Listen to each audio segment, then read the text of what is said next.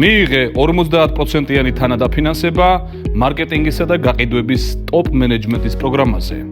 თუ გსურს გახდე მარკეტინგისა და გაყიდვების ტოპ მენეჯერი, ან ხარ მარკეტინგისა და გაყიდვების ტოპ მენეჯერი, ან გაინტერესებს მარკეტინგისა და გაყიდვების ტოპ მენეჯმენტი, მაშინ ეს პროგრამა შენთვის არის განკუთვნილი და შეგიძლია მხოლოდ ამ ნაკადზე მიიღო 50%-იანი თანადაფინანსება.